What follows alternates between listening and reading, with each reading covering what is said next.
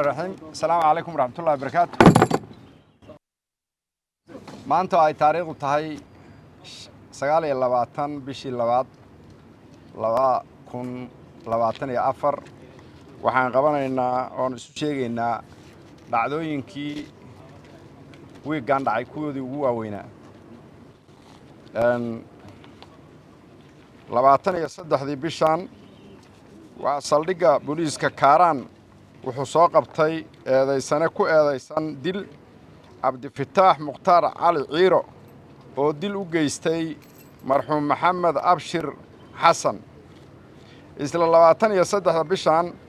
ciidanka booliiska saldhigga Wadajir waxay gacanta ku soo dhigeen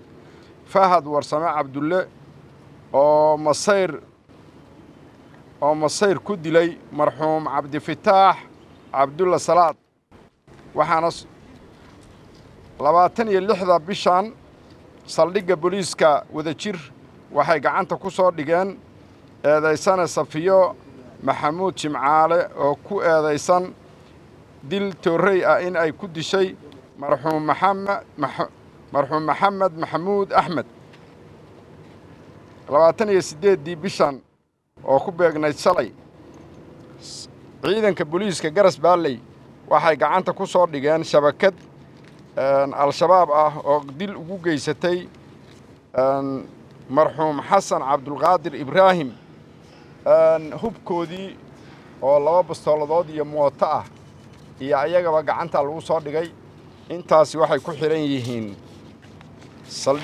saldhigyada booliiska iyo CID isla maantay oo ay taariikhdu ahayd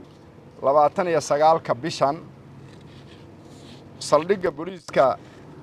aeroboorka iyo laanta socdaalka iyo jinsiyadaha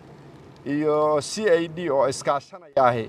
waxay gacanta ku dhigeen shabakad ka kooban 30 qof oo la tahriibinayay iyo 2 qof oo tahriibinayay 30ka waa la tahriibinayay labaduna waxbay tahriibinayeen gacanta ayaa lagu soo dhigay abaaro 4 saac iyo 30 daqiiqo